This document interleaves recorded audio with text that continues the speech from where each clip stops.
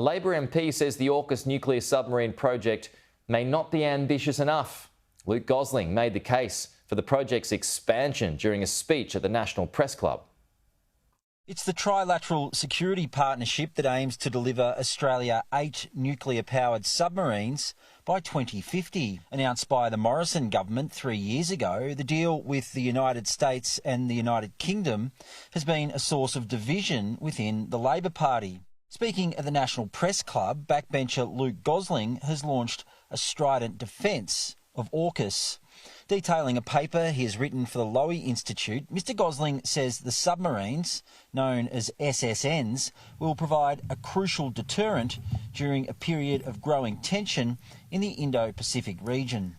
SSNs are overwhelmingly in Australia's interest because they strengthen our ability to deter war by threatening painful consequences for aggression against Australia, against Australia's partners, and against Australia's interests. Mr Gosling, who served in Australia's peacekeeping mission in East Timor in 1999, questioned whether we could make the same commitment today without a strong submarine presence. It's an open question, though, whether in a similar crisis today the ADF could risk putting 1,000 troops on HMAS Canberra without adequate submarine escort.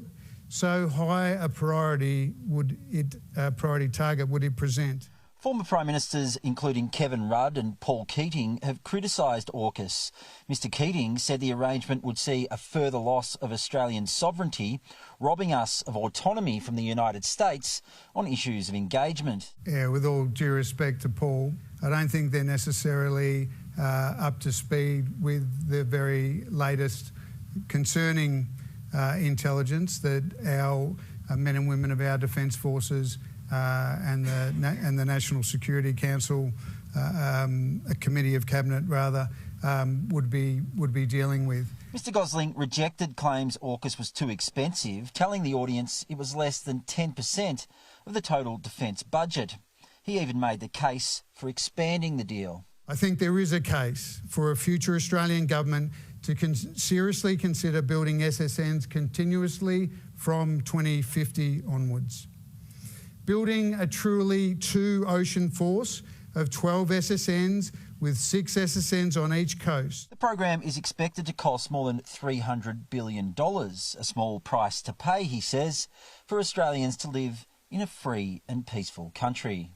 It is a tragedy that to prevent violence we must make ourselves into a bigger threat in order to deter aggressors. But we must.